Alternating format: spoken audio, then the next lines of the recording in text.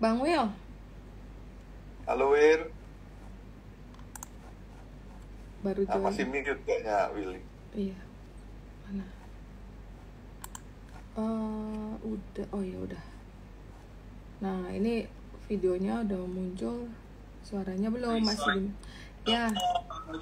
Hai Will. Halo Kak Willy. Long time no see Will. Iya. Senang banget. Semuanya kita juga kangen nih sama Illinois. Oke. Seru, lots of excitement ya. Iya. Di ASA ya. Kayaknya Iya. Makanya tadi udah dikasih sedikit kayak insight yang bakalan menarik nantinya nih. Mungkin Q3 kali ya Pak ya nanti ya. Bakalan banyak cerita-cerita seru. Oke, ini kan udah jam 1, aku start ya Pak. Aku mulai introduce dulu. Silakan. Oke, halo selamat siang semua. Jadi apa kabar dan salam sehat dan profit selalu.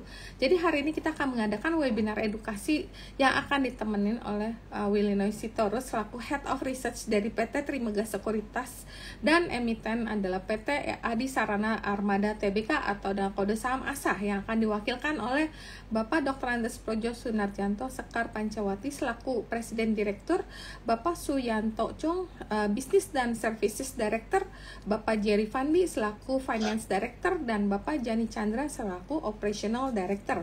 Tapi sebelumnya kita disclaimer dulu bahwa setiap pembahasan saham di sini hanya bersifat referensi atau bahan pertimbangan dan bukan perintah beli atau jual karena setiap keuntungan dan kerugian menjadi tanggung jawab dari pelaku pasar modal.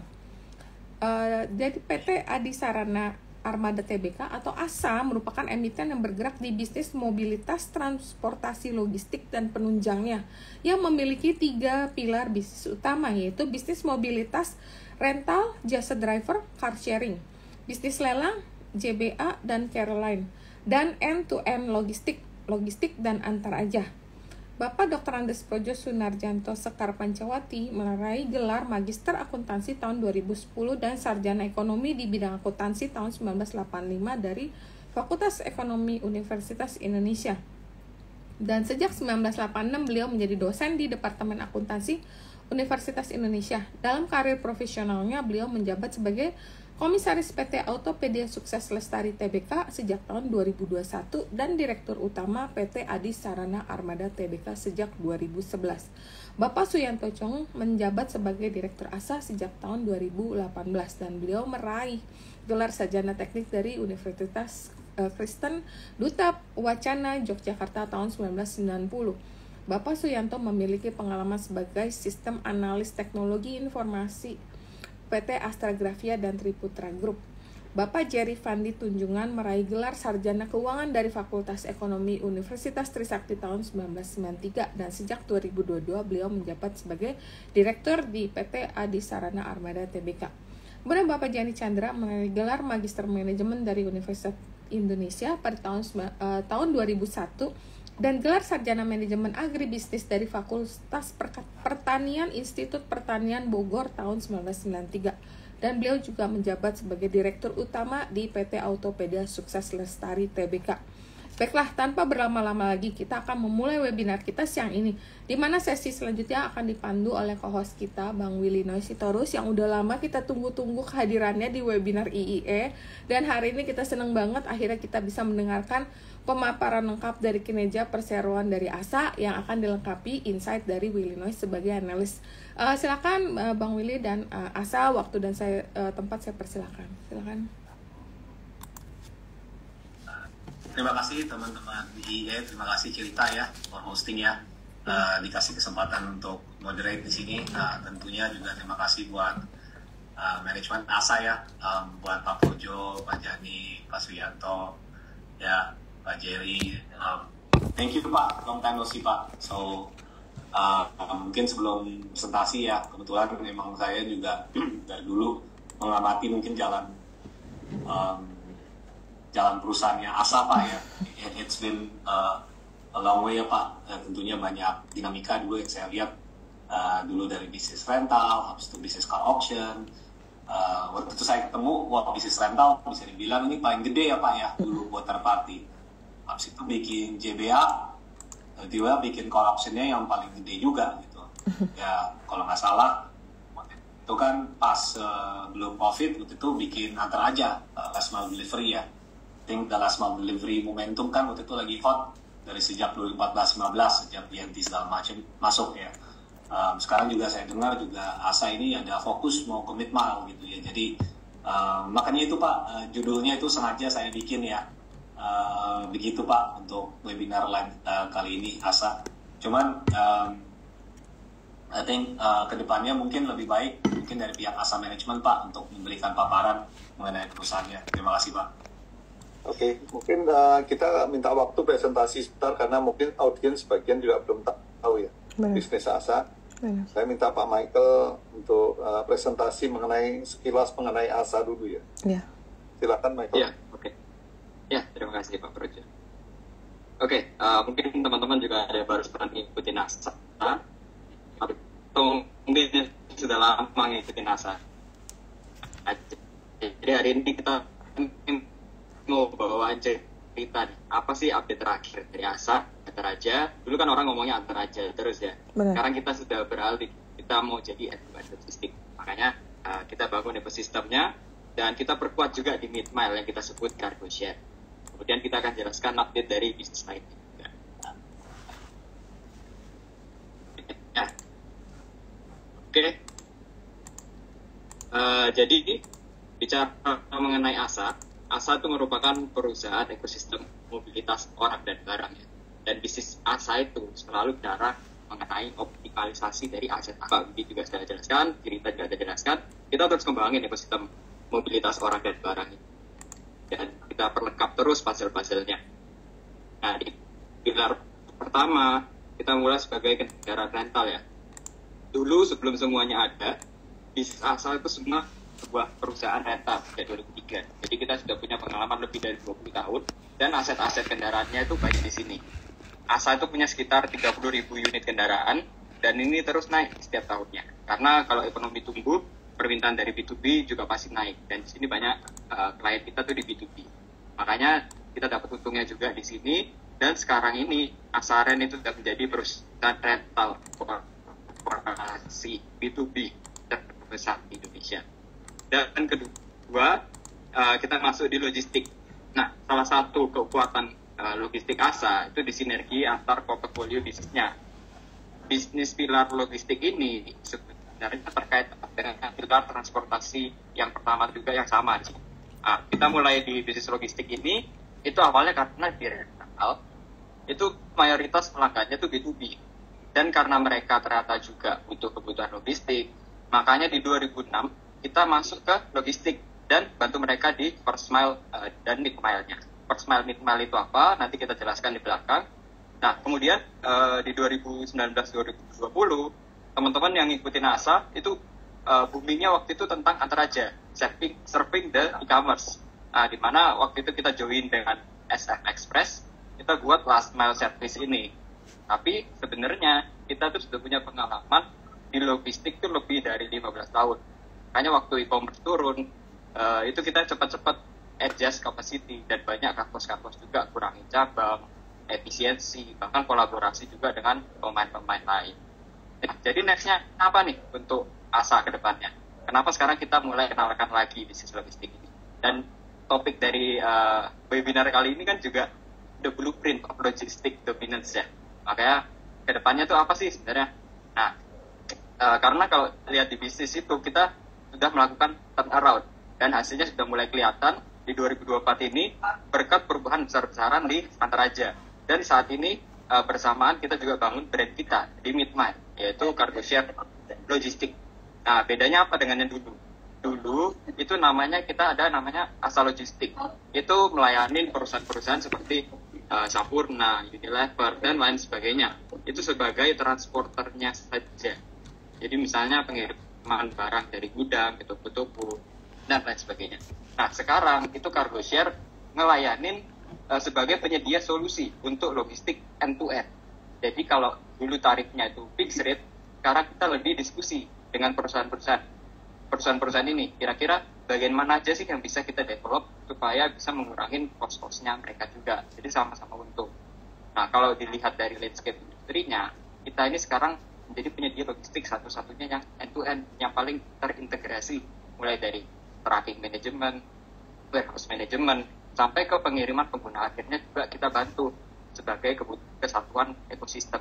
Nah, jadi kalau ngomong ASA itu selalu tentang ekosistemnya deh yang terus dilengkapi dan optimalisasi dari aset-asetnya. Bahkan karena kita bagian dari SF Express, kita itu juga bisa melakukan cross-border logistik. Dan end-to-end-nya itu seperti apa sih? Untuk lebih detailnya nanti kita bahas di belakang. Nah, kemudian di tahun 2014 kita masuk ke pilar ketiga, yaitu ASLC. Ini tujuan awalnya itu untuk dispose aset-asetnya dari kendaraan yang disewakan di pilar pertama dan pilar kedua ini. Tapi kemudian kayak yang tadi Pak Willy juga sudah jelaskan, kita kembangkan terus ekosistemnya. Dan sekarang kita sudah yang terbesar di Indonesia. Kalau sekitar 100.000 unit motor dan mobil per tahun, dan ASLC ini datanya tuh real transaction. Jadi banyak sekali yang punya data-data mobil bekas. Sehingga kalau mau tawar jual beli, DBA ini sudah ahlinya deh. Dan harga-harganya juga mereka sudah tahu semua. Dan ini nanti bisa ngambil untung juga di sana. Gitu. Jadi dari keunggulan ekosistem ini, ASLC itu mulai IPO dan bangun bisnis retailnya yang O2O. Itu lewat Caroline di 2022 lalu. Nah, jadi secara keseluruhan ASA itu selalu mau menjadi yang terdepan di setiap bisnis pilar. Nah, dari manajemen sekarang hadir, ada Pak Projo, Pak Sianto, all BOD hadir, ada Pak Jerry juga, dan Pak Jani juga. Pak Jani nanti yang in charge di used vehicle business yang pilar ketiga, dan Pak Sianto lebih di logistik. Nah, oke, kita bahas lebih dalam ya. Untuk masing-masing pilarnya, di bisnis rental ini, setiap tahun tuh meningkat terus jumlah armada kita. Dan ini bisnis rental mayoritas B2B. Jadi terus bertumbuh seiring dengan pertumbuhan kendaraan yang bisa kita lihat di grafik ini yang terus bertumbuh. Tapi kita juga pertahanin utilisasi itu sekitar 90 sampai 95%. Karena di ASA itu pokoknya semua bisnis tuh harus optimal deh aset-asetnya. Dan tahun ini kita tidak mau terlalu agresif di bisnis rental ini karena banyak ketidakpastian ekonomi. Di sisi lain suku bunga juga lagi tinggi-tingginya. Makanya kita lihat sektor-sektor yang cukup defensif, contohnya kayak government. Itu kita banyak ngelayanin mereka juga dan sewain kendaraan ke mereka. Nah, terus di pilar kedua ini, logistik, mimpi kita itu sebenarnya sejak awal tuh mau menjadi solusi yang end-to-end logistik, yang terbaik dan terlengkap di Indonesia. Di logistik itu, kalau teman-teman tahu, ada namanya first mile, mid mile, dan last mile. First mile itu contohnya kayak pengiriman dari pabrik ke gudang-gudang, atau ke DC juga. Tapi terus yang di mid mile, itu ada pengiriman dari gudang ke toko-toko. Dan last mile itu ke pengguna akhir yang lewat antar aja. Nah, kalau dilihat dari sejarahnya, ASA itu sudah punya lebih dari 15 tahun di bisnis logistik ini, di industri ini, dan portofolionya itu terus kita tambah setiap saat. Dan dulu kita mulai sebagai transporter barang-barangnya B2B lewat ASA Logistik, melayani first mile dan mid mile. Kemudian di 2019 kita masuk di last mile antar aja. Termasuk kita masuk juga di fulfillment. Itu melayani B2C lewat titip aja. Dan sekarang juga sudah melayani warehouse management atau B2B, karena sekarang kita fokusnya ke B2B. Dan di 2022-2023, karena kita lihat bisnis ini, itu kita maunya profit. Kita bukan mau cuma ngejar GMV, makanya kita kurang-kurangkan cost-cost yang tidak perlu. Dan kita lihat di mid mile itu punya potensi yang sangat besar untuk kita garap. Karena di mid mile ini perlu bukan hanya pengiriman transport, tapi juga pengolahan gudang dan lain sebagainya. Makanya kita bentuk namanya Cargo Share Logistik. Cargo Share ini sebagai penyedia solusi end-to-end untuk keseluruhan kebutuhan value chain dari perusahaan-perusahaan. Karena itu kita terus lengkapin portofolio logistik di sini. Nah, di 2023 kita juga mulai masuk ke cold chain logistik melalui cold space. Nah, dibandingkan dulu kita tuh hanya melayani dry delivery atau pengiriman kering, dan sekarang kita sudah masuk di cold chain. Cold chain ini fokusnya pada produk-produk yang butuh temperatur kontrol kayak frozen, chiller dan lain sebagainya. Nah, ini cold chain di sini termasuk dalam manage warehouse, packing hingga pengirimannya yang membutuhkan fasilitas khusus. Jadi di sini kita juga layanin end to end. Dan di 2024 karena kita lihat beberapa customer juga mulai minta grid logistik, maka kita juga bantu, kita terus adaptasi dengan permintaan di market. Kita masuk melalui uji coba, melalui penggunaan kendaraan EV. Kita kemarin baru MOU dengan DFSK untuk blind van-nya yang brandnya Glorae. kita masuk di green logistik ini melalui penggunaan EV, hingga proses operasionalnya juga kita pertimbangkan faktor lingkungan, seperti misalnya pengurangan emisi, routing-routingnya juga kita perhatikan agar bahan bakarnya juga nggak terlalu makan banyak, dan lain sebagainya. Dan yang terbaru, kita juga mulai masuk hal logistik. Ini yang tadi Pak Projo sempat cerita juga. Kita lihat ini juga salah satu yang menarik, karena nggak banyak pemain juga memperhatikan ini. Nanti, jadi per Oktober 2024, itu seluruh supply chain, khususnya produk pangan, itu harus tersertifikasi halal. Dan Cargoshare sendiri sudah mendapatkan sertifikasi halalnya itu di tahun lalu. Sehingga ini juga menjadi peluang tersendiri untuk logistik kita bisa bertumbuh ke depannya. Terutama karena masyarakat Indonesia itu juga mayoritas muslim ya. Nah, di Indonesia kita lihat tuh biaya logistik itu menjadi suatu tantangan bagi semua bisnis yang ada. Karena biaya distribusinya itu sangat mahal dan tidak efisien, karena Indonesia kan juga negara kepulauan ya. Makanya ASA itu melihat trennya itu menjadi peluang bagi kita juga untuk mengatasi ketidakefisienan di market. Dan sekarang kita punya lebih dari 1.700 truk, tapi kedepannya kita tidak mau asetnya itu punya kita sendiri. Nah, di Cargoshare ini juga sekarang terdaftar sebagai perusahaan plat kuning. Jadi artinya terdaftar sebagai angkutan umum yang pajaknya hanya 1,1%. Dan ini berguna khususnya bagi pelanggan-pelanggan seperti dari sektor express delivery. Jadi kalau dulu mereka sewa aset kendaraan, itu mereka harus bayar PPN-nya itu 11%. Dan kalau Cargoshare ini 1,1%. Jadi mereka bisa hemat cost juga di situ. Nah, jadi kalau dulu kita bicara tentang agnostik konsolidator semua platform e-commerce, sekarang kita sebagai konsolidator express delivery, karena beberapa pemain juga sudah jadi pelanggan kita juga lewat Cargoshare di mid-mile. Nah, semua layanan ini tentunya diintegrasikan juga dengan teknologi yang kita kembangkan sendiri secara internal, namanya Transportation Management System dan Warehouse Management System. Jadi di logistik ini kita mau melengkapi pasal-pasalnya supaya bisa lebih optimal dan juga lebih terpercaya bagi semua pelanggan kita. Nah, masuk ke bisnis pilar ketiga, awalnya kita bangun balai lelang ini untuk jual aset-asetnya ASA di pilar 1 dan pilar 2. Tapi sekarang sudah menjadi terbesar di Indonesia. ASLC ini merupakan omni-channel automotive marketplace dengan bisnis pilar wholesale melalui lelang JBA dan retail melalui Caroline O2O used car dealer. Nah, penjualan bekas mobil ini lagi diuntungkan karena tingginya harga mobil baru yang tiap tahun selalu naik juga. Itu menjadikan mobil bekas ini alternatif yang sangat utama bagi yang diuntungkan. Makanya kalau lihat di LK-nya ASLC di Q1 2024 itu bagus sekali performanya. Dan di sisi lain sourcing dari kendaraan JBA itu kan juga mayoritas dari leasing. Jadi kalau kita lihat sekarang leasing company itu NPL-nya lagi naik, sebenarnya menguntungkan JBA karena transaksi di platformnya itu juga semakin naik juga. Nah, JBA sendiri bedanya apa sama Caroline? JBA itu fee-based income. Sedangkan kalau Caroline itu inventory based, di mana kita beli, kita modifikasi, kemudian kita jual kembali. Dan di Caroline, kita lihat trennya juga cukup bagus, tapi sekarang fokusnya masih di daerah Jabodetabek dan juga Jawa Barat. Kita terakhir barusan nambah juga di Jawa Barat, traction-nya juga cukup bagus. Dan sekarang kita punya sekitar 12 showrooms per Juni 2024. Nah, sekarang JBA maintain market share-nya terbesar di Indonesia dengan 40% selama beberapa tahun terakhir juga, di mana lelangnya itu juga dapat dilakukan secara online melalui website kita jba.co.id. Dan ini juga mencegah terjadinya cornering price juga. Nah, di sisi lain, Caroline.id itu juga merupakan dealer kendaraan bekas dengan model O2O, online to offline. Nah, kita lihat problemnya di mobil bekas itu adalah masalah trust. Karena orang kadang kan mau beli mobil bekas tapi nggak tahu kondisinya ya. Penjualnya ini bener apa enggak, kadang nggak tahu, bisa ditipu kan mobilnya tuh pernah kena banjir apa enggak, dan sebagainya. Makanya di sini kita mau kasih garansi, namanya garansi 7G Plus bagi para pembeli-pembeli kita. Ini menjamin bebas banjir, bebas tabrakan, dan garansi lainnya, bahkan hingga garansi buyback jika kondisi mobilnya tidak sesuai dengan yang diinginkan.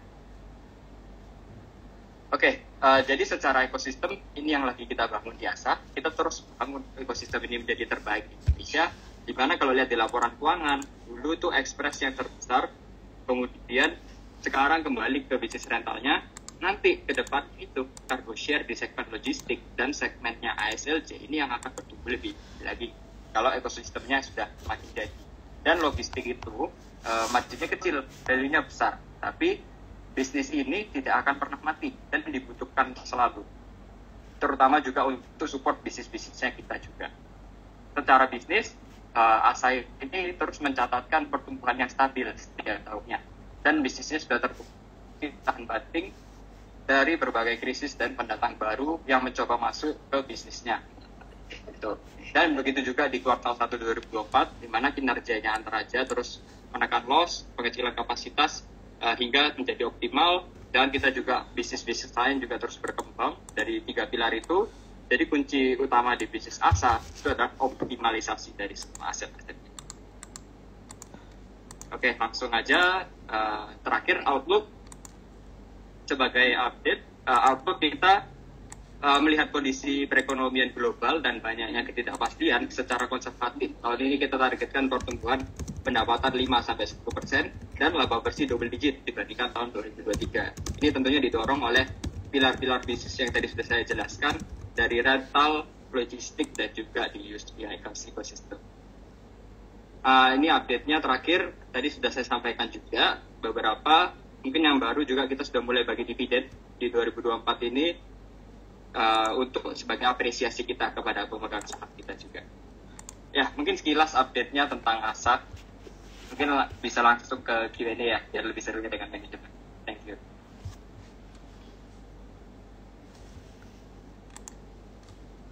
Oke, makasih banyak Michael untuk presentasinya, cukup lengkap dan impresif.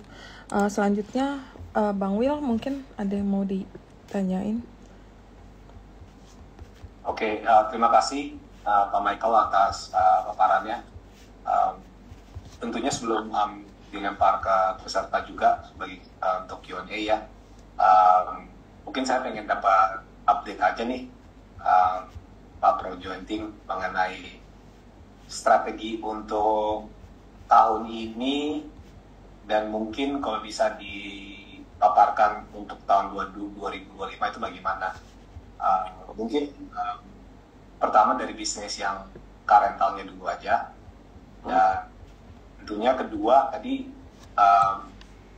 mengenai JBA ya, kayaknya kan yang JBA ASLC udah keluar tuh second Q results-nya, mungkin sedikit. Dan mungkin ketiga mengenai tadi menarik sekali yang Pak Michael bilang mengenai sekarang ini menjadi konsolidator ekspres ya. Itu mungkin bisa dijelaskan sama teman-teman di sini itu apa dan mungkin bagaimana ke depannya. Terima kasih Pak. Terima kasih Will. Jadi ini ya, jadi kalau untuk rental sendiri, terus terang kalau tahun ini kita lebih berhati-hati. Kenapa? Karena ekonomi kita ini sedang tidak baik, ya. Jadi interestnya lagi tinggi, kemudian banyak perusahaan yang melakukan layoff ya. Kemudian perusahaan-perusahaan juga hold ekspansinya. Jadi akhirnya kita harus pivot. Customer kita mulai milih ke sektor government, ya. Jadi government itu seperti Pemkab, pemerintah daerah, kemudian ada beberapa departemen, ya. Nah itu lebih mengarah ke sana untuk sementara di tahun 2024 ya. Nah, pemilihannya juga customernya harus hati-hati sekarang ini, karena kalau bisa dapat order nggak bisa dibayar, waduh lebih pusing ya. Jadi buat saya lebih baik lebih hati-hati. Tapi kalau kita lihat dari pertanyaan tadi kan pertanyaan apa gimana revenue growth-nya sih mungkin secara lebih konservatif ya. 5-10% kira-kira revenue top line-nya. Tetapi kalau bottom line-nya cukup tinggi ya, kita targetnya ya. Double digit atas ya, bukan double digit bawah ya. Jadi ya tapi nanti tunggu nanti tanggal 20, karena saya nggak boleh diomongin sekarang ya. Tunggu besok ya, Senin baru setelah kita udah lapor ke OJK, jadi lebih bisa dibuka gitu ya. Tapi it's good sign lah kalau menurut saya untuk rental bisnisnya juga gitu. Jadi bisnis rental ini lebih stabil ya. Kalau ekonominya lagi susah, orang cenderung untuk nggak mau capex ya. cenderung outsource ya. Tapi kalau ekonominya maju growing, orang-orang juga mengembangkan networknya, ekspansi kan. Nah, kebutuhan transportasinya, kendaraannya juga naik. Jadi ya both side itu buat kita ya win-win gitu ya. Jadi kalau dari segi rental seperti itu ya. Nah, kemudian kalau dari segi used car, mungkin Pak Yani ada di sini ya, Pak Yani? Ya Pak, bisa Pak. Mungkin Pak Yani bisa lebih banyak cerita karena ini yang langsung in charge di used car. Silakan Pak. Ya. Nah, pertama sorry ya, saya dari jalan nih, lagi perjalanan ke Gias, ikutan isi acara di Gias nih. Ya cuman semoga suaranya jelas ya. Jelas. Ya. Gini, jadi bisnis ASLC atau Pedia Sukses Lestari Tbk ada 4 bisnis. Ya. Yang pertama tadi kan JBA yang disebutkan wholesale, kami sebutnya bisnis wholesale atau lelang. Yang kedua Caroline O2O, yang ketiga baru kami launching itu Gadai. Ya, bisnis Gadai ini, Gadainya Moto Gadai namanya. Jadi fokusnya di otomotif, ekosistem Autopedia dulu kita mulai. Ya karena saat ini Autopedia ini kan ada member sekitar 30 ribuan pedagang mobil bekas dan 40 ribu pedagang motor bekas. Nah ini hampir semuanya kan butuh pendanaan leasing ya untuk transaksi mereka, baik dalam proses membeli atau menjual mobil. Nah ini di sini Moto Gadai baru kami buat akhir tahun lalu dan sekarang masih terus berkembang. Dan yang baru terakhir kami launching, masih beta testing adalah Kartalog.id. Nah ini bisa dicoba nih nanti Kartalog.id itu untuk ngecek harga mobil bekas. Nah, Kartalog.id ini sendiri adalah nanti akan menjadi salah satu ekosistem kunci di bisnis kami. Mengenai yang bisnis perkembangan bisnisnya sendiri, JBA seperti disampaikan dalam 2 tahun terakhir ini sangat bagus. Ya, sebenarnya pertumbuhan JBA ini karena 2 hal. Satu karena memang long term trend. Long term trend ini kalau dilihat JBA pernah mencapai penjualan 120.000 unit pada tahun sebelum COVID. Tapi karena COVID, otomotif ada gejolak, terutama industri financing, jadi memang menurun. Ya. Tapi sekarang sudah mulai meningkat kembali. Ya, jadi harusnya sih long term trend harus ke situ. Kenapa? Karena jumlah populasi mobil bertambah terus. Di JBA mobil yang dijual kan tidak dibatasi umurnya. Motor juga nggak dibatasi umurnya. Jadi itu akan terus berkembang. Selain itu ada faktor cyclical. Faktor cyclical tadi yang disampaikan bahwa kita lihat ada uptrend di MPL ya, di industri leasing dan perbankan. Nah ini ada kelihatan di JBA dari jumlah mobil yang masuk. Karena bisnis JBA ini high operating leverage, di mana gross profitnya tinggi sekali, variable cost-nya sangat kecil. Ya, jadi kenaikan revenue itu convert ke net income-nya tinggi sekali. Ya, jadi akan kelihatan dampaknya pada MPL-nya bisnis JBA di tahun lalu dan tahun ini. Yang ketiga Caroline. Ya, Caroline juga sedang tumbuh pesat karena sampai Maret tahun lalu jumlah showroom Caroline yang new format itu baru 1. Sekarang sudah 12 dan sampai akhir tahun ini akan 18 showroom. Ya, jadi kami harapkan akan kelihatan di kinerjanya Caroline gitu. Ya itu sih sekitar gambaran Pak Willy kenapa kelihatan di financial performance kami di beberapa kuartal terakhir ini kan ada improvement signifikan gitu. Yang ketiga Pak Will. Ya, sorry, mengenai konsolidator ekspres ya tadi. Oke. Mungkin Pak Suyanto bisa. Jadi pengen tahu aja sih itu maksudnya konsolidator ekspres itu apa, mungkin bisa dijelaskan bisnis modelnya aja sih. Mungkin sebelum Pak Suyanto cerita, saya cuma lihat gini. Bisnis logistik ini umumnya kan kendaraannya adalah trucking ya. Nah, trucking ini pemainnya satu heavy asset. Trucking itu satu truk itu bisa berapa ratus juta ya. Dan jualnya nggak mudah. Pakainya kan bisa sampai 20 tahun. Kalau mobil truk ya. Nah, itu berarti satu mengenai capex-nya akan tinggi sekali itu. Kedua, space-nya. Mau nyimpen di mana truk ini kalau banyak sekali gitu kan. Berarti harus punya lahan yang gede banget gitu kan.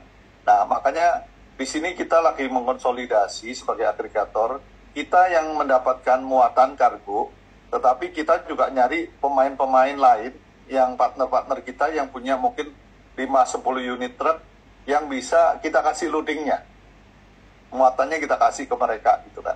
Sehingga kita nggak harus selalu memiliki truk, tetapi kita bisa melakukan bisnis logistiknya dengan menggunakan kerjasama dengan pemilik-pemilik truk. Nah itu yang agregator yang kita untuk konsolidasi di situ agregatornya. Mungkin Pak Suyanto bisa tambahin dikit Pak. Ada Pak Suyanto? Sepertinya masih di mute Pak Suyanto. Oke, di mute ya. Pak, mana ya, tunggu ya. Tadi keputus nggak? Sebentar. Ya, kira-kira segitu. Jadi kalau yang bisnisnya itu seperti itu Pak. Kemudian juga kerjasama dengan pemain-pemain ekspres yang lain kita juga sudah lakukan. Mungkin Pak Suyanto bisa nambahin. Sorry, ini baru bisa dihadir. Iya. Tadi keputus ya jadi, Pak. Begini, mungkin tadinya kan seperti yang Michael ceritakan. Sebetulnya ASA ini kan punya 2 portfolio logistik yang udah lama. Pertama adalah transportasi, kemudian di awal tahun 2029 itu mulai dengan last mile. Tadi Pak Kojo sudah jelaskan mengenai konsolidasi last mile. Jadi kita mengembangkan bahwa bisnis kita itu kan nggak cuma tracking dan juga last mile, tapi kita punya portfolio yang cukup lengkap gitu ya, dari first mile, mid mile, dan last mile. Nah, dalam kaitan pertanyaan Willy tadi mengenai konsolidasi, kita melihat bahwa dengan market yang semakin kompetitif, sebenarnya ada inefisiensi di semua players gitu ya. Jadi itu yang kita lakukan dengan cara menyediakan mid mile, dan apalagi dengan cargo share yang memberikan benefit tax buat last mile. Nah, tetapi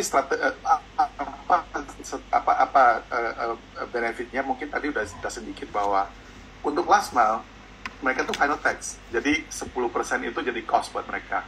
Dengan menggunakan servisnya cargo share, itu taxnya cuma 1,1, sehingga itu kan directly akan saving cost mereka untuk di transportation. Nah, strategi kita sebetulnya tuh ada 3 sebenarnya untuk logistik gitu ya.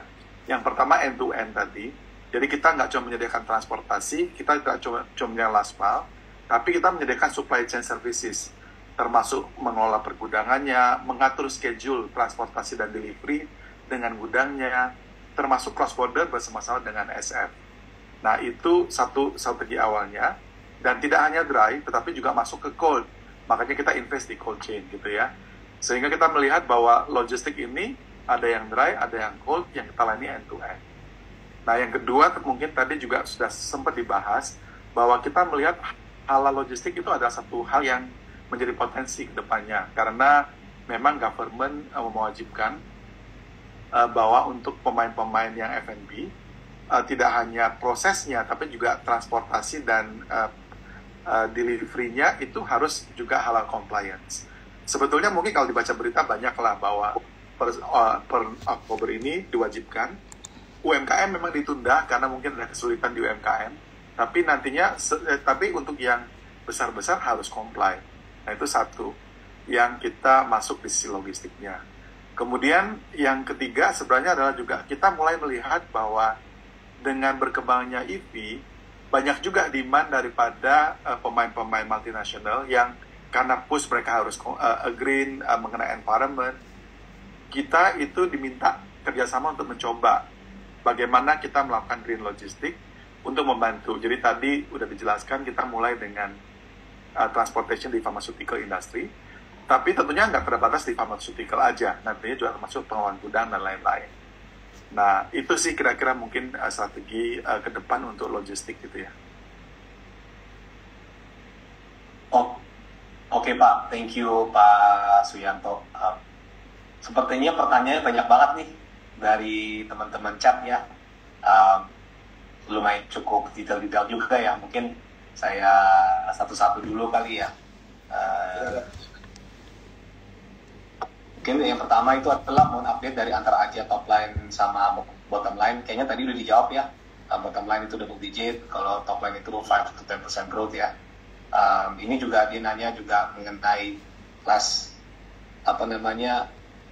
last mile delivery Indonesia dan sudah bisa memberikan keuntungan yang konsisten ya. Kan kalau saya lihat juga udah mulai improve ya yang antar ajanya ya, kan itu sempat loss-nya gede, itu bagaimana mungkin ke depannya ya. Terus ada prospek cold storage itu bagaimana ya, dan gimana caranya, ada gambaran atau semacam guidance dari cold storage ini, mungkin dari sisi internal rate of return-nya, revenue-nya, dan jangka panjangnya itu secara ekonomis itu bagaimana ke depannya Pak? Oke, jadi banyak pertanyaannya ya, tapi mungkin kita bisa rangkum lah ya. Jadi kalau seperti Antraja itu kan, kalau Willy tahu juga tahun lalu kan kita berdarah-darah ya. Soalnya pertanyaan daripada analis nanyanya selalu berapa volume yang dideliver oleh Antraja gitu ya. Jadi maunya jadi top 1 atau top 2 dari segi volume gitu kan. Tapi begitu sudah mereka e-commerce-nya udah mulai go public, kemudian fund-nya juga mulai seret ya, yang dibakar kan udah nggak ada lagi kan. Nah akhirnya kan kita juga harus langsung pivot kan, bahwa ini nggak bisa kalau kita terpaksa dulu karena ngikutin karena volumenya kan besar ya. Tetapi waktu terakhir itu kita pernah nyampe sampai 2,5 juta parcel per day. Tapi rugi itu. Ya tahun lalu hampir 100 juta lebih, 1 miliar lebih itu ruginya. Jadi tahun ini kita benar-benar lakukan turnaround hampir 1,5 tahun ya. Itu membuat Antraja bisa profitable. Ya. Nah, profitable ya lumayan lah, puluhan miliar lah untuk itu ya.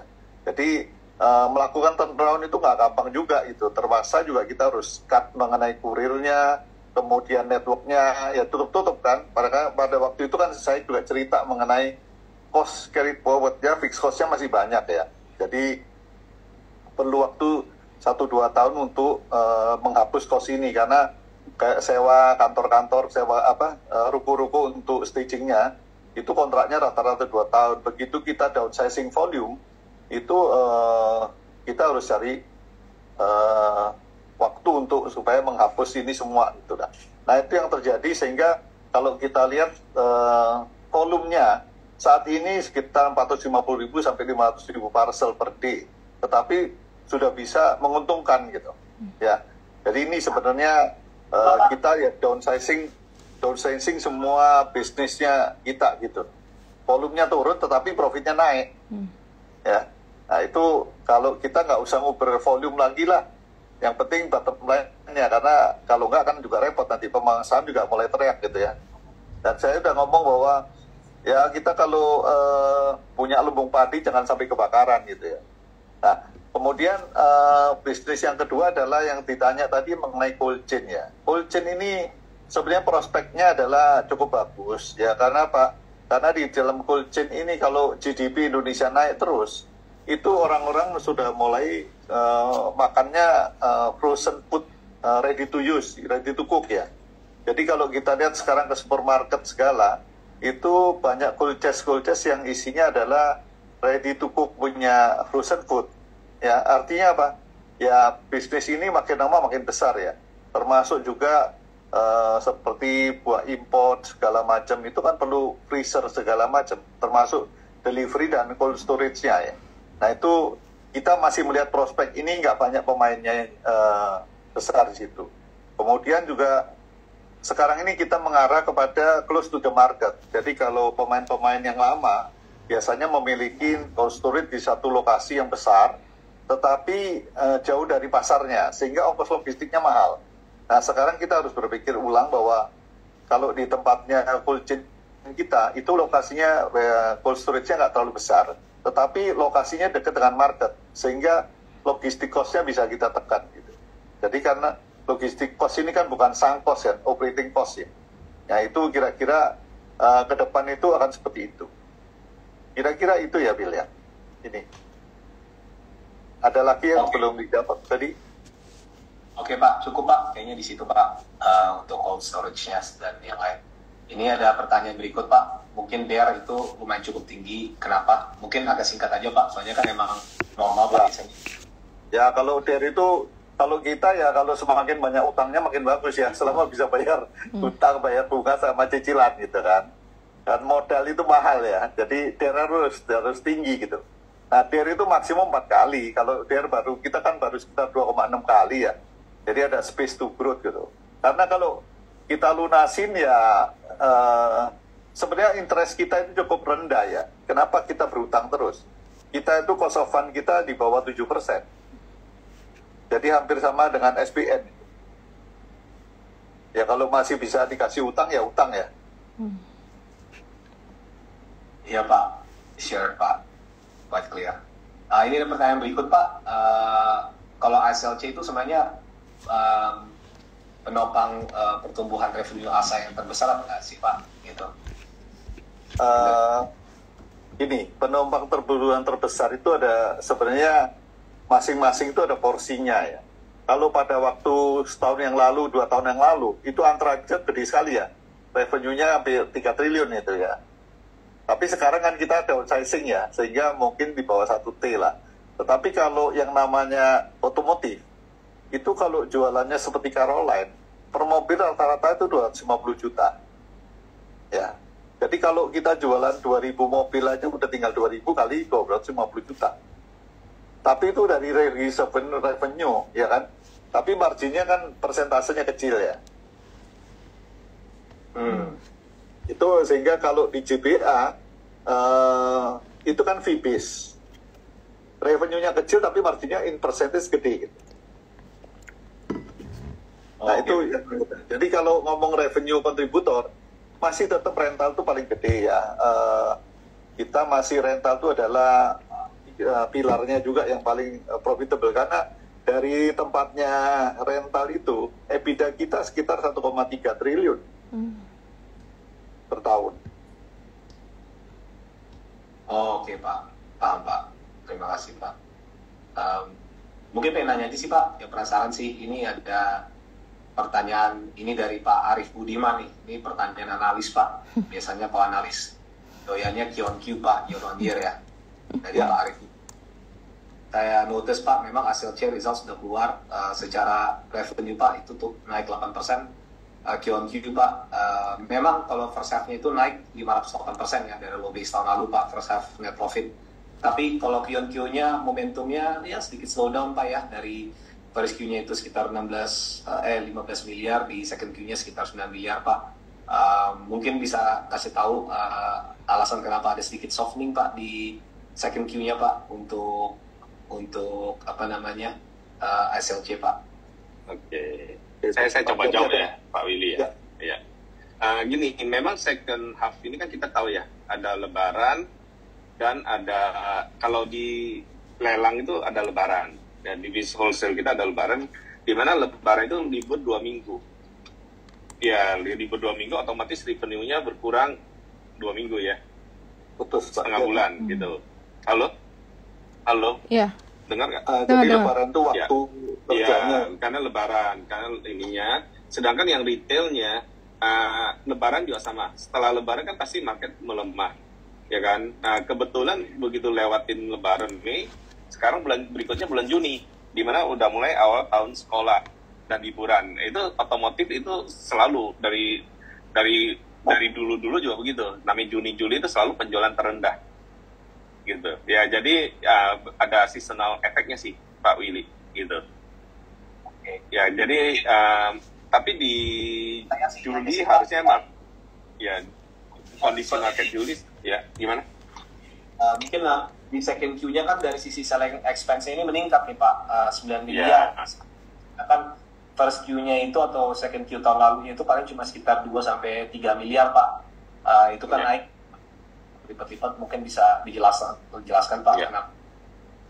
Ini karena di second Q ini kita lakukan satu marketing strategi. Kita adakan promo yang cashback program. Ya sebenarnya dalam rangka untuk mengembangkan customer base baru. Ya nama customer base baru kan kebetulan profitability-nya kita juga lagi bagus, market juga ini. Jadi kita nyiapin untuk pengembangan supaya lebih long term gitu. Ya memang di second Q aja kita lakukan. Ya jadi harusnya impact-nya hanya one time di second Q aja. Gitu. Oke. Jadi once off nanti mestinya 3Q, 4Q akan soften, akan ke normal. Harusnya selling expense-nya ada back to normal. Oke, noted Pak. Oke. Nah ini ada pertanyaan berikut nih, wah datang terus nih pertanyaan Pak.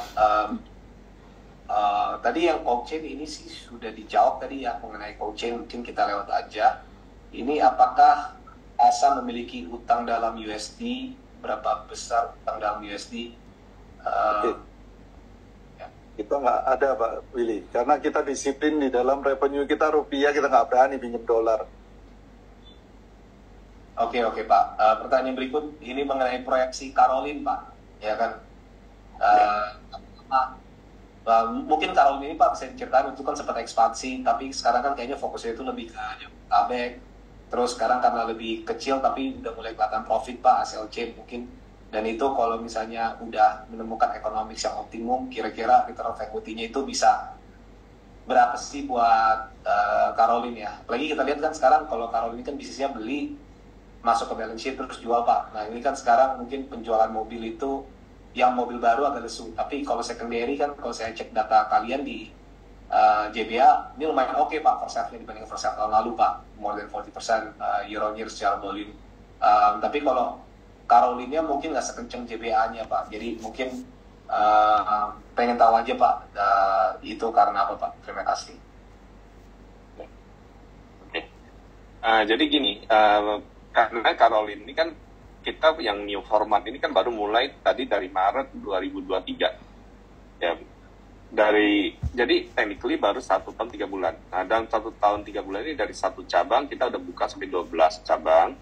Nanti target kita sampai akhir tahun ini mungkin, atau kalau paling tidak di first half tahun depan, karena ini bangun cabang kan ada proses ya, itu menuju ke 18 sampai 20 cabang ya. Jadi kalau mengenai hitungan bisnisnya ya, karena kan kami kan udah dapetin 1 cabang nih, dapat modelnya, terus kita kembang ke 6 cabang, dan 6 cabang kita dapat modelnya, itu kenapa kita confident nih untuk ngembangin ke lebih lagi gitu ya. Mengenai hitungan ROE-nya dan lain-lain itu mungkin nggak bisa dibicara per cabang ya. Sebenarnya technically itu per cabang itu investasi nggak terlalu besar. Kenapa? Karena kan kita sewa ya, hampir semuanya kita sistemnya sewa, hanya renovasi, jadi sebenarnya capex-nya nggak besar. Jadi kalau cabang tertentu ROE-nya bisa jauh lebih bagus, cabang tertentu mungkin ROE-nya lebih ini, tergantung lokasi sebenarnya. Ya jadi ada faktor seperti itu. Ya jadi mungkin kita belum bisa generalisir ROE-nya berapa gitu per cabang. Oke Pak, sure Pak, paham Pak. Mungkin ini ada beberapa pertanyaan, tapi saya pengen nanya mengenai yang Moto Gadai Pak ya. Jadi kan logika berpikir saya adalah kalian punya ekosistem, large car auction, kalian juga punya Caroline, kalian juga punya rental, apalagi misalnya kalau udah ngomongin B2C, C2C, terutama C2C ya, itu kan pedagang juga itu juga butuh financing Pak. Itu sekarang ini dari tahap mana Pak, dari pegadaiannya atau dari sisi financingnya Pak, dan kedepannya ada semacam kayak target nggak Pak gitu? Jadi kalau Moto Gadai ini saat ini kita sedang proses, kita udah punya izin, karena Gadai ini izinnya harus per provinsi saat ini berdasarkan peraturan saat ini gitu ya. Satu-satunya punya izin nasional hanya PT Pegadaian ya, karena dari dulu sudah ada. Nah, karena kami izin per provinsi saat ini baru punya izin di DKI Jakarta. Nah, sedang proses pengajuan lagi izin yang di Jawa Barat. Ya, sudah mulai proses pengajuan ke OJK. Secara bisnisnya, benar fokus kami membiayai ekosistemnya Autopedia dulu. Ya, jadi membiayai pedagang yang ingin membeli mobil dari JBA. Dan nanti mereka beli, biasanya kan harus bayar lunas setelah hari kelima. Maksimal hari kelima harus bayar lunas. Dengan adanya Moto Gadai, tidak perlu dilunas dalam 5 hari. Jadi bisa dilunasin oleh Moto Gadai dulu. Yang kedua adalah, kalau misalkan nitip jual ke JBA, biasanya kan sudah terjual baru terima pembayarannya. Itu prosesnya bisa 1 atau 2 minggu. Nah, dengan Moto Gadai langsung terima di depan. saat ini pembiayaannya Motogadai masih fokus di Jakarta. Ya, jadi karena cabang kami di Jakarta baru ada 2. Jadi masih di 2 cabang, Pak Willy. Ya, jadi dan saat ini kami belum terlalu agresif karena masih tahap pembangunan sistem. Ya, jadi ini seperti telur sama ayam ya. Waktu bangun bisnisnya harus izin ada dulu baru boleh jalan, gitu kan. Tapi kalau izin belum keluar, kalau kita di sistem dan lain-lain, cost-nya kan OPEX-nya semua muncul dulu, ya kan. Jadi seperti itu. Jadi kita udah dapat izin, baru kita bangun sistem dan lain-lain. Sambil men-tweaking lah bisnis model yang paling pas gitu. Seperti halnya yang kami lakukan di Caroline. Di tahun pertama tweaking dulu, dapat bisnis model yang cepat, pas, baru kita akan agresif. Jadi ini kalau hitung-hitung baru mau tahun pertama ya. Ya, mungkin Juli ini tahun pertama kita 1 tahun gadai gitu. Oke Pak, noted Pak. Ya, ada beberapa pertanyaan lagi nih Pak ya. Ini udah dijelasin tadi SLC.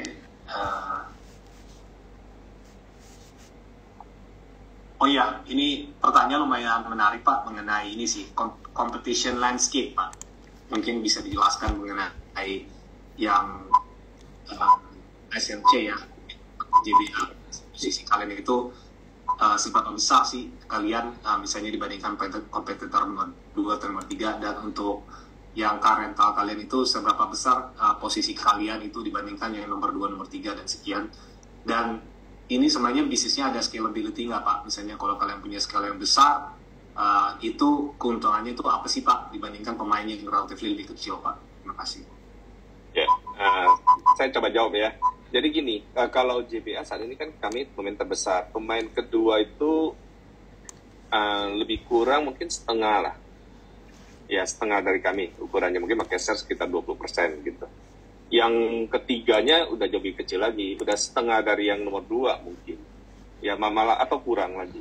Ya, jadi mungkin 2 pemain terbesar sudah 60% lebih. Bisa 60% lebih. Yang sisanya itu dibagi-bagi tuh, banyak sekali pemain gitu. Ya, jadi secara landscape kompetisinya seperti itu. Kalau yang kalau yang Caroline sebenarnya justru kondisi marketnya sekarang lagi bagus ya. Karena kan banyak pemain yang tadinya coba-coba agresif tapi kemudian konsolidasi gitu. Saat ini market practically yang secara konsisten tumbuh dan mengembangkan cabang ya saat ini ya Caroline. Apa itu menjawab? Yes, menjawab Pak. Jadi intinya kemarin kan waktu itu namanya COVID sempat lah ya marak banyak competition ya di institusi penjualan mobil segala macam. Sepertinya kan marketnya udah konsolidasi ya. Everything itu ekonomi udah mulai back to normal, dan the way I see it kan mungkin Caroline ini approach-nya itu lebih fundamental ya. Ini fundamental. Satu lagi tadi pertanyaan saya baru ingat ini ya, JBA itu tadi kan ada nanya keuntungan sebagai pemain terbesar gitu ya. Keuntungan pemain JBA terbesar itu gini, biaya yang ngadain lelang kan sama aja, lebih kurang kan. Ya, biaya mengorganisasinya lebih kurang sama. Jadi kalau makin besar otomatis revenue makin besar tapi cost-nya nggak beda jauh. Itu kenapa kelihatan kalau revenue JBA naik, kita profitnya naik signifikan. Yang kedua adalah gini, kalau pembeli kan pengen ke tempat yang penjualnya paling banyak. Penjual inginnya ke tempat yang pembelinya paling banyak gitu. Jadi keuntungan dari yang terbesar adalah tadi kita ada network efeknya. Gitu. Oke, nah, itu yang susah bagi pemain kecil yang mau besar gitu. Oke. Mungkin untuk kalau car rental itu gimana? Pemain besar yang kedua ketiga gimana? Terus secara punya size yang gede itu apa Pak Projo? Ya, jadi kalau kita ngeliat total market kita, kalau bedanya otomotif, kalau yang penjualan kan gampang ya, register dari plat nomor ya. Nah, kalau kita ngomong industri rental sendiri, kita hanya bisa memperkirakan estimasi aja. Kalau estimasi market mobil rental itu antara 200 sampai 250 ribu total populasi daripada mobil rental. Ya, Jadi kalau kita 30.000 ya kira-kira ya lihat sekitar 12% lah ya dari total market gitu. Jadi sebenarnya potensi marketnya gede, tetapi big playernya mungkin antara 5 sampai 6 pemain aja. Jadi kalau kita ngomong kita 30.000, pemain yang di atas 25.000 itu mungkin cuma 2 atau 3 aja. Ya. Tetapi sisanya ya sekitar 17.000, kemudian 10 sampai 15.000 ada 3 pemain lah. Jadi marketnya seperti itu. Jadi kalau marketnya sendiri besar, tetapi kita juga bisnis ini adalah constraint-nya di capex ya. Capex-nya gede ya. Oke Pak, noted Pak. Ini ada pertanyaan berikut mengenai gudang cold storage. Ada rencana menggunakan solar panel Pak, PV? Ya, ini. Jadi cold storage itu, kalau kita lihat bahwa atap daripada solar panel kan dipasang di atapnya ya. Ya, jadi kalau sekarang kita di tempatnya ASA ini, di tempatnya pool-poolnya ASA sebagian sudah dipasangin solar panel. Tetapi kalau cold storage ini kita masih memikirkan karena itu kan listriknya besar sekali ya. Sekarang ini PLN yang lagi tidak memperkenankan kita untuk memproduksi listrik secara sendiri ya. Jadi penggunaan solar panel itu harus dapat izin dari PLN. Ya, nah PLN sendiri karena mungkin over capacity, dia masih relaktan untuk memberikan license untuk kita menggunakan solar panel. Gitu. Oke Pak, noted Pak. Apa? Ya. Kalau bisa sih kita pasti mau, tapi ya harus dilihat cost benefitnya ya. Kalau lebaran daripada atapnya itu tidak terlalu besar, maka nggak efisien pakai solar panel. Oke Pak, ya menarik Pak. Ada pertanyaan berikut Pak. Ya ini langsung menarik Pak, menyangkut saham ya. Jadi kalau cash lebih itu berniat buyback nggak Pak? Dan di harga saham ini mana yang lebih menarik Pak? ASA dan bagaimana strategi? Apakah akan rutin seperti tahun ini? Ini, jadi kalau gini ada cerita mengenai liquidity ya. Jadi kalau ASLC kan yang di market kan floatingnya 20%.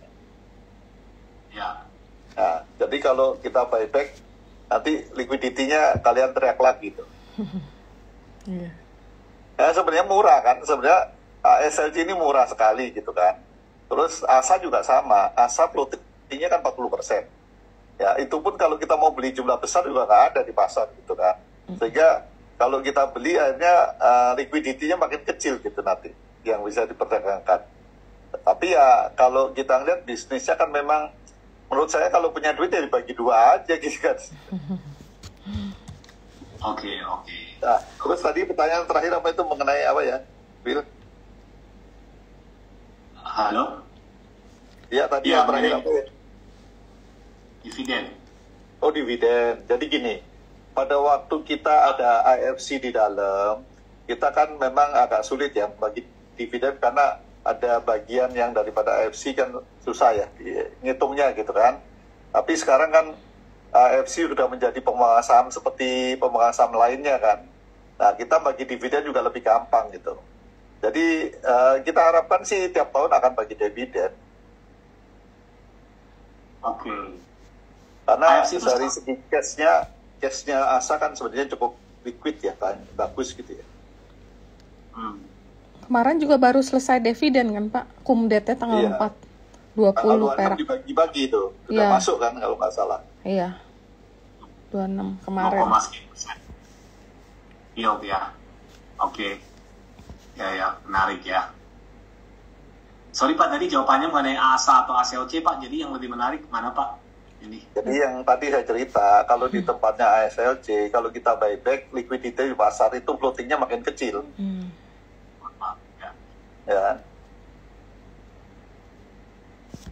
Ya, ini ada pertanyaan, ASA mengenai M&A dengan perusahaan logistik lain untuk ekspansi, itu bagaimana Pak? Gini, jadi kita kalau mau melakukan merger pertama itu harus dilihat dulu, chemistry-nya cocok nggak, ya. Kalau nggak cocok itu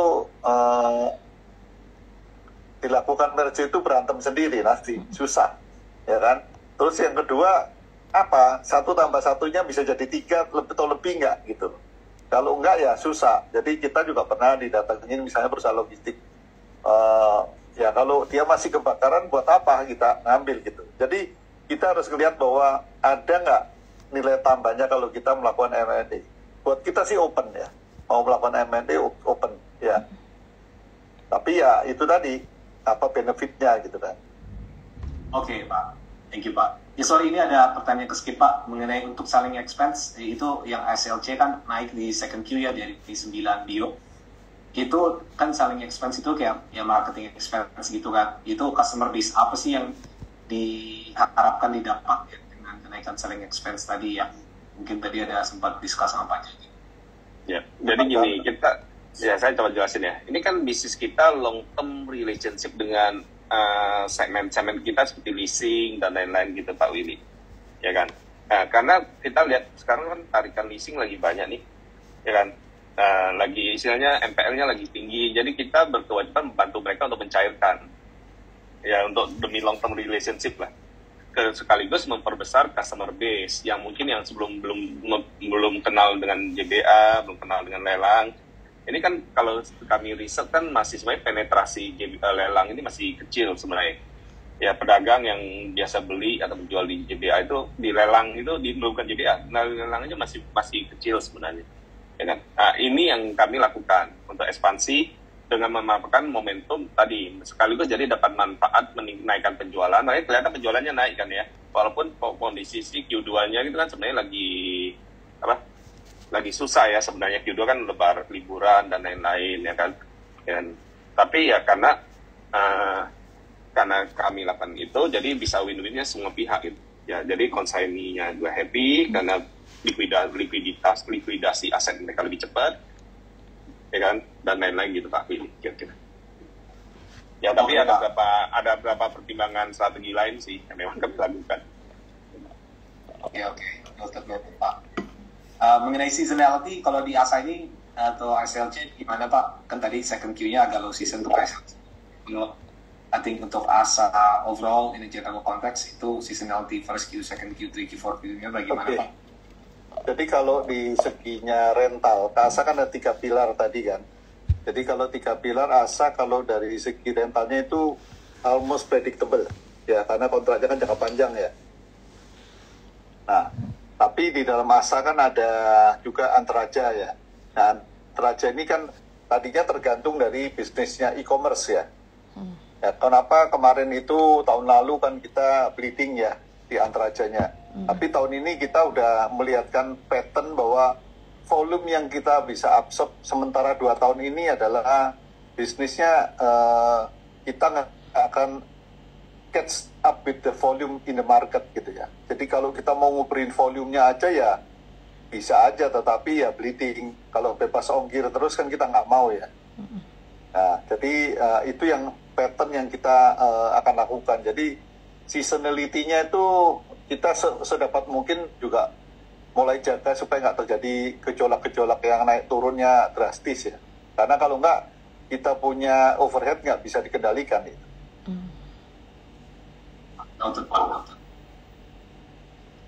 Ini ada, kita masih menunggu pertanyaan lain ya. Kalau belum ada pertanyaan lain, ini mungkin pertanyaan dari saya Pak ya. Jadi untuk ASA-nya sendiri Pak, kalau saya cek dari sisi operating profit ya Pak, by segmen itu ada dipaparkan di laporan keuangan Pak satu-satu ya. Memang yang diperhatikan ini dari second Q 2022 ya sampai 4Q 2022 ini yang Express atau itu mungkin Antaraja membukukan consistent loss Pak gitu. Ya. Tapi first Q Pak, operating profitnya tiba-tiba jump nih Pak, kayak jadi 25 bio, which is the highest first Q 2022 Pak. Jadi ini kayak menunjukkan tanda cerah Pak untuk profitnya, karena mengingat gitu kalau tahun lalu sendiri operating loss-nya dari Antaraja itu 178 bio Pak. Kalau misalnya ini bio atau positif aja konsisten Pak, Ini kan bisa mengangkat laba bersihnya ASA ini besar sekali Pak untuk tahun ini. Sedangkan Bapak sendiri bilang earnings paling cuma grow double digit. Sedangkan first Q-nya aja itu udah lumayan cukup naik kenceng Pak year on year. Kira-kira ini. Oke. Jadi kalau kita lihat revenue kan tahun lalu revenue-nya di Antara aja juga gede ya. Compare sama quarter yang 2024 kan Antara aja volumenya lebih kecil, tetapi profitnya lebih gede gitu kan.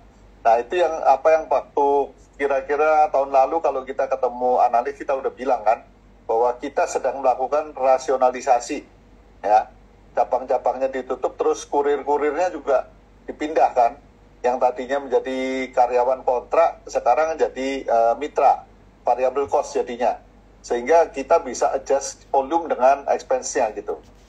Nah itu yang membuat kita bisa melakukan turnaround. Kemudian semua cost ya kita lakukan downsizing ya, karena volumenya kan jadi mengecil gitu kan. Jadi kita juga pindahkan orang-orang misalnya di manajemen pun kita pindahkan ke tempat lain supaya mereka juga bisa di luar grup ya, sehingga mereka juga bisa menghemat cost-nya. Terus kemudian juga dengan menggunakan cargo share itu kita bisa saving 10% daripada mid mile-nya ya. Kalau dulu mereka sewa mobil dari ASA kan kena PPN-nya 11%. Nah, sekarang melalui cargo share mereka hanya kena 1,1%. Nah, itu udah saving cost 10% itu. Itu kan di operating cost-nya langsung turun kan.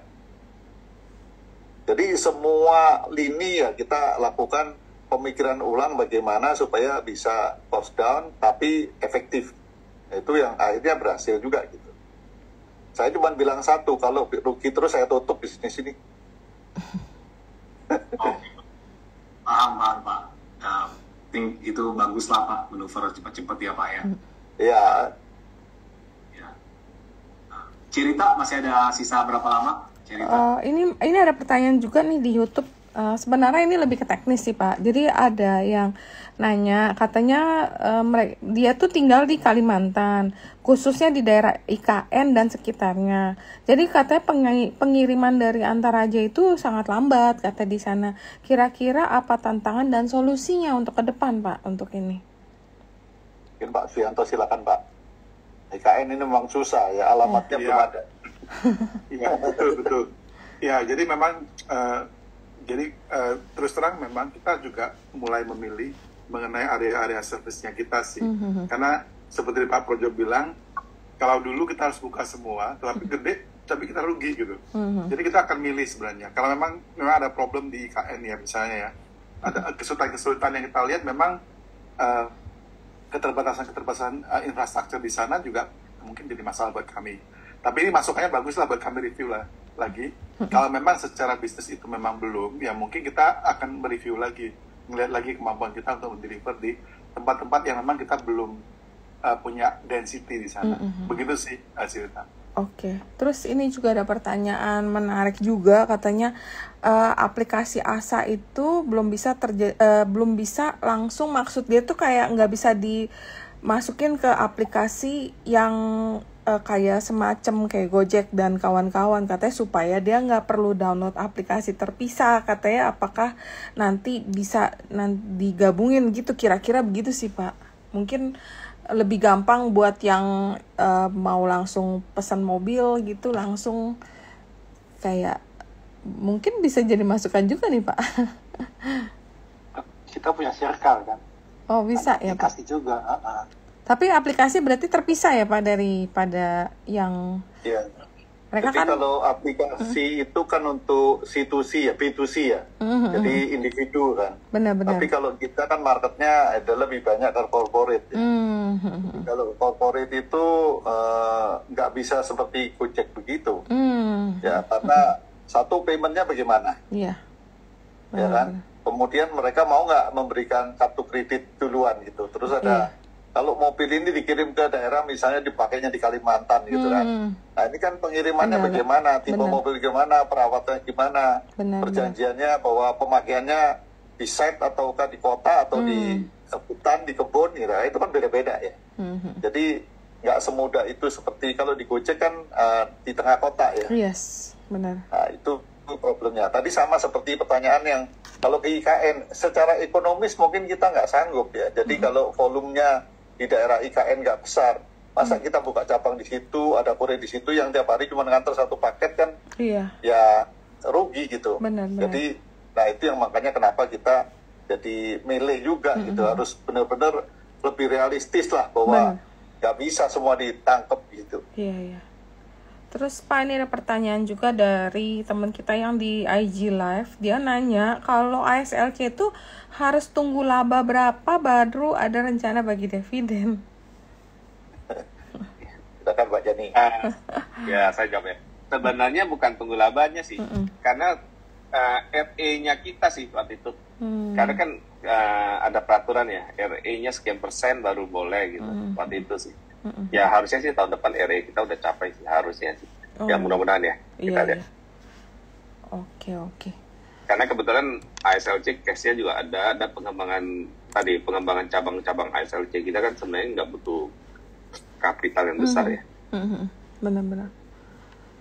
Oke, Bang Will, kalau yang dari pertanyaan yang di luar Zoom sih udah kejawab semua. Ini masih ada pertanyaan baru kayaknya.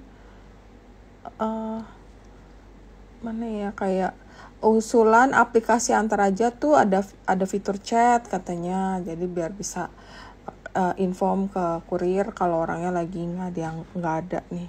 Ini sih kayak masukan aja sih. Terus katanya gimana menanggapi green energy, bagaimana manajemen mengatasi pemenuhan bahan bakar ke depannya agar yang mana ke depannya kan kebijakan mengenai kenaikan harga BBM dan pembatasan BBM serta berapa lama proses transisi mobil berbahan bakar ke EV sama cost maintenance EV kan lebih menguntungkan. Itu lebih nanyain kayak proses ke greennya sih. Jadi mungkin saya jawab yang mengenai green energy ini ya. Jadi kalau ngomong green energy, bisnis mobil EV ini kan baru mulai ya.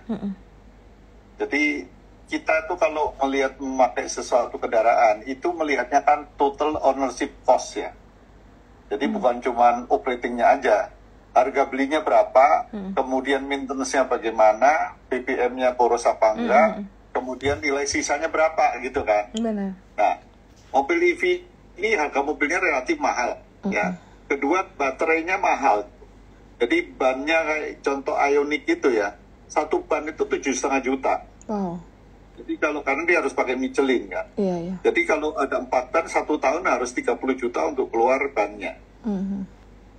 Kedua, asuransinya lebih mahal. Ya, karena asuransi ini kalau kena baterainya, artinya itu mahal, harus ganti semua. Harga baterai kan kira-kira 40-50% dari harga mobil. Iya. Jadi pihak asuransi juga meminta rate yang tinggi gitu, karena masih ragu-ragu mereka bisnis ini.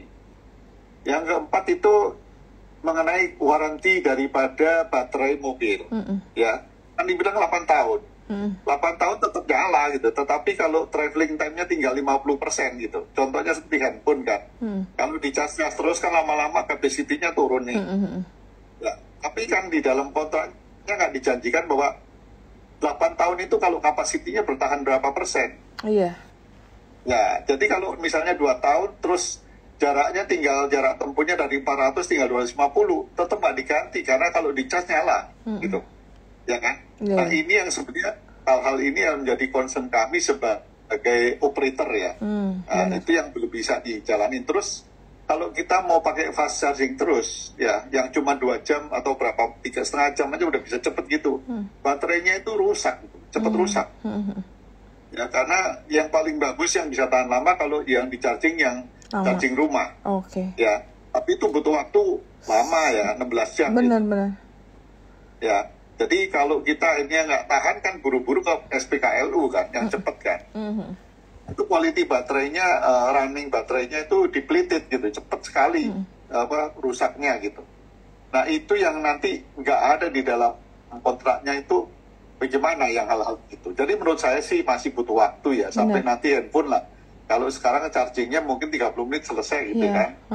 Nah di mobil juga sama, kita nunggu teknologinya begitu. Kemudian baterainya nggak harus ganti semua. Kalau baterainya bisa diganti per modul ya, bisa dicopot-copot ganti lah baru bisa gitu. Tapi kalau enggak kan gantinya seluruh baterai gitu. Iya. Mungkin Nah, itu yang masih menjadi masalah. Terus kalau harga mobilnya mahal, terus sehari hanya pakai cuman di bawah 100 km, sebenarnya rugi kalau pakai mobil EV. Mendingan pakai BBM. Tetapi kalau you pakainya 200 km, di atas 200 km per hari, itu pakai EV lebih hemat. mungkin lebih untuk ke rumah dulu ya Pak, atau perorangan ya. Buat komersil mungkin Iya, belum untuk terlalu kota-kota. cocok. Oh, Jadi kalau yang EV itu menariknya karena orang bisa lewat ganjil genap aja. benar, Terus benar. buat ibu-ibu yang mobil-mobil kecil REV gitu ya, wuling itu ya buat anak sekolah atau belanja ke pasar gitu aja. Iya. Ya, jadi ya udahlah hemat di sana kan, seneng aja gitu kan. Modelnya kan lucu-lucu aja gitu. Modelnya unik, warnanya juga gemes Pak. Iya, mungkin perlu waktu ya untuk kayak komersil, car rental untuk transformasi ke green energy nantinya. Ya, lebih possible sih hybrid ya. Iya, benar. Kalau hybrid itu kan satu jaraknya sekarang bisa 23 sampai 25 kilo 1 liter. Kemudian pengisian bensinnya ada di mana-mana gitu. Jadi saya udah nyoba mobil listrik yang nggak ada itu peace of mind ya. Nggak tenang. Tiap kali kalau nyetir ngeliatin baterainya bisa berapa. Iya sih. Takutnya keburu menipis, nanti keburu mesti mati. berhenti. Iya. Terus kalau ke kota kecil kita misalnya ke Bogor kita bingung. Benar. Ngecas di mana? Iya. Iya, mungkin kalau buat komersil belum sangat nggak efisien ya Pak ya untuk sementara ini ya. Apalagi kalau orang rental mau milihnya ini tapi infrastrukturnya nanti belum ready. Ya, jadi kadang-kadang yang merental sih, yang menyewa sih paling enak karena cost of risk-nya kan murah. Iya, benar. Tetapi harga sewanya pasti tinggi. Iya Ya, sih. tapi apakah bisa terima itu gitu? Benar. Oke, mungkin Bang Wil, aku langsung masuk ke technical session ya kelihatannya. Boleh. Ini ada technical dari ASA juga yang sangat menarik nih. Aku izin stop sharing dulu ya Pak Michael.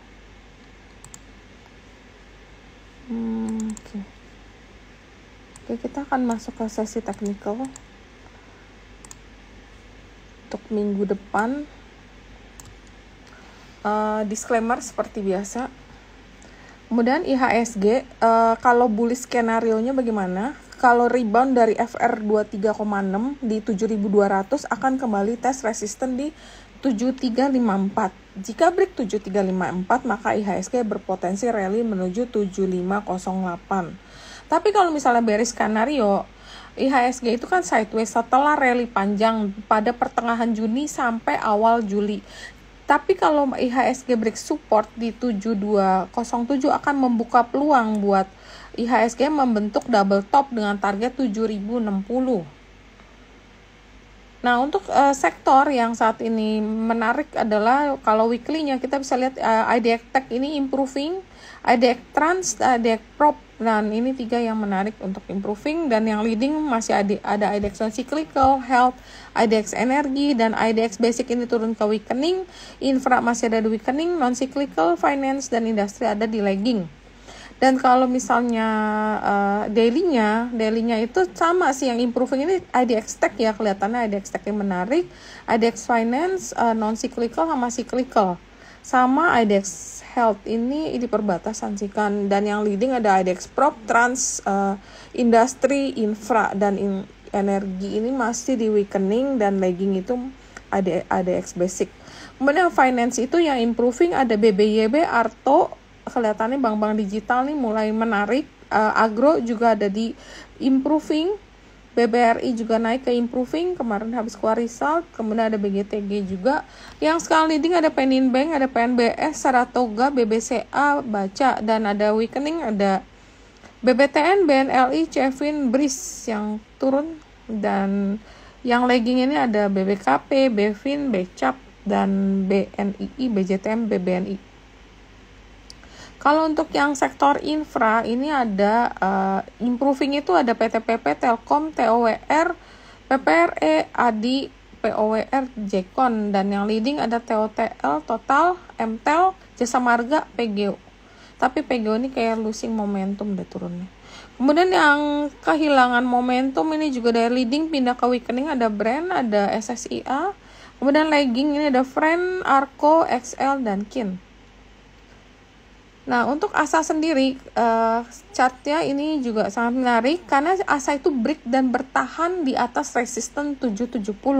Jika ASA bertahan di level tersebut, maka ASA berpotensi rally menuju target rounding bottom di 970. Saat ini ASA sudah berada di atas Tenkan Sen, Kijun Sen, dan Kumon. Rekomendasi teknikal untuk ASA adalah buy. Buy area bisa dilakukan di 800 hingga 760 dengan target 1845, target 2970, dan stop loss-nya di 745. Dan ada Bank Mandiri yang koreksi dan bertahan di support 6350. Terlihat koreksi itu hanya throwback. Jadi Bank Mandiri ini masih berpotensi rally menuju target double bottom di 7300. Dan untuk Minerva ini skor adalah 6 dari 8. Rekomendasi teknikal untuk Mandiri adalah buy area di 6750 hingga 64, target 169, target 273, dan stop loss-nya 6350. Kemudian ada ICBP ini break dan bertahan di atas poin A di 10.750.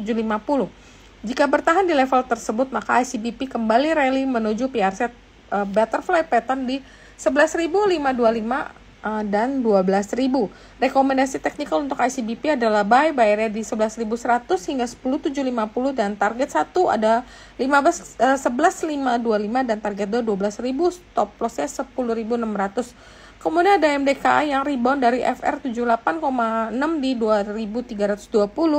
Kenaikan berkelanjutan akan tes last high di 2520. Jika break resisten 2.800, maka MDKA berpotensi membentuk cup with handle dengan target 2.800. Rekomendasi teknikal untuk MDK adalah buy area 2450 hingga 2370, target 1 2520, target 22650, dan stop loss 2320. Kemudian ada Astra ini rebound dengan trend sideways jangka panjang untuk menguji resisten di 4640. Jika break level tersebut, maka Astra berpotensi kembali rally menuju target 5025. Rekomendasi teknikal untuk Astra adalah buy if break 4640. Dan target adalah buy area bisa dilakukan di 4670 hingga 45, target 14830, target 25025, dan stop loss 4450. Kemudian ada aman ini sideways dengan dalam range 11800 hingga 10925. Jika aman bisa break resistance 118, maka akan membuka potensi aman untuk rally lanjutan ke 12.700 dan indikator Bollinger sudah menunjukkan Bollinger squeeze. Rekomendasi teknikal adalah buy if break 11.8, buy area di 12.000 hingga 11.8, target 1 12.2, target 2 12.7, dan stop loss 11.3. Oke, mungkin itu aja yang bisa saya sampaikan untuk teknikalnya. Mungkin sebelum kita closing, ada closing statement atau ada review dari Bang Willy dulu. Ya, thank you. Cerita mungkin mengenai market dikit kali ya. Iya. Ya mungkin paparan singkat aja ya pandangan saya ya. I think untuk second half ini tentunya yang dinantikan adalah transisi kabinet ya dari baru dari rejimnya Pak Prabowo. Itu kan juga dari sisi Vice Ministernya untuk MQ juga diumumkan, itu menjadi sebuah katalis. Tapi kedua juga menurut saya yang penting adalah dinamika dari Trump 2.0 ini ya. Nanti kan kemungkinan dia bersaing sama Kamala Harris, dan ini kayaknya kalau dari pollingnya lumayan cukup ketat. Kalau Kamala itu kan dari pihak Demokrat, mungkin policies-nya bisa as it is ya, kita bisa lebih ini. Tapi kalau dengan Trump, tentunya banyak juga uncertainties yang saya lihat nanti ke depannya ya. Bisa positif, bisa sedikit negatif, atau mungkin bisa negatif dulu tapi ujungnya positif. Ya. Makanya kita teman-teman dari research kita juga lagi sedang menghitung-hitung ulang ya untuk bagaimana trade plays yang menarik untuk kedepannya.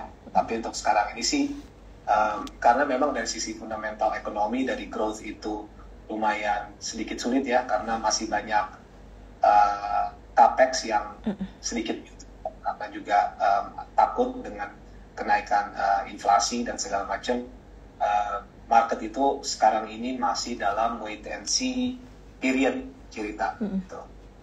Tapi tentunya yang saham-saham yang fundamental itu bisa outshine gitu ya, dari sisi labanya. Ya contohnya seperti ASA gitu. Kita lihat di first Q-nya ada improvement significant dibandingkan quarter-quarter sebelumnya. Itu tentunya salah satu majornya itu ditopang Antarajanya. Kalau misalnya itu bisa ada improvement ke depannya lebih konsisten gitu di second Q, 3Q, 4Q-nya, semestinya kita bisa melihat pertumbuhan laba yang sangat besar ya untuk ASA tahun ini dibandingkan tahun lalu ya. Mungkin itu aja dulu cerita dari saya. Oke, thank you banget untuk summary-nya, terutama untuk marketnya. Oke, untuk Pak Projo, mungkin ada closing statement Pak untuk teman-teman semua di sini. Ya, terima kasih atas kesediaannya untuk mendengarkan acara ini ya. Tapi memang saya setuju dengan Willy ya mengenai situasi uncertainty itu. Ya. Tapi yang kita lakukan kan harus konservatif juga tahun ini ya. Karena ketidakpastian itu bukan cuma di lokal ya. Domestik aja juga memang belum tahu menteri kabinet seperti apa. Kemudian di globalnya juga masih ada perang apa yang segala macam. Kemudian di Amerikanya sendiri juga pemilihan presiden makin ketat, seru aja gitu.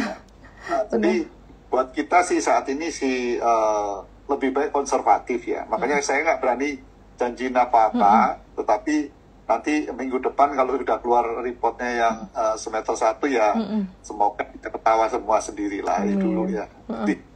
Mestinya sih good lah menurut saya sih. Karena apa? Karena kalau seperti inflasi tadi Willy cerita, kalau ada inflasi tinggi kita punya kendaraan juga nilainya naik juga.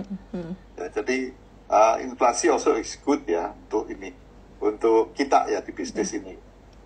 Benar. Mungkin itu yang saya lihat, 3 pilar ini kan mendukung semua sebenarnya. Jadi sangat strong. Nanti akan bisa mulai kelihatan di hasil daripada first semester ini. Terus nanti mungkin mudah-mudahan tidak ada gejolak di semester kedua gitu. Itu aja ya, terima kasih. Oke, makasih banyak Pak Projo untuk kehadirannya dan tim. Mungkin ada tambahan nggak dari Pak Jani? Mungkin mewakili ASLC atau Pak Suyanto mau tambahin sebelum kita closing? Tidak sih, udah cukup sih. Oke, mungkin gitu dulu ya. Makasih banyak sekali lagi untuk Bang Will udah mau mengawal webinar kita hari ini, karena udah lama banget kita memang perlu update yang mantap nih dari Bang Will. Dan makasih Pak Projo, Pak Jani, Pak Suyanto, dan semua direksi dari ASA yang hari ini udah hadir. Dan Pak Dion makasih juga udah bantu sampai acara ini bisa terwujud. Dan thank you ya, thank you, selamat siang, thank you ya semua, thank you, bye. Terima kasih semua. Pak Dion, semuanya teman-teman, terima kasih. Ya, thank you, bye. Terima kasih. Thank you.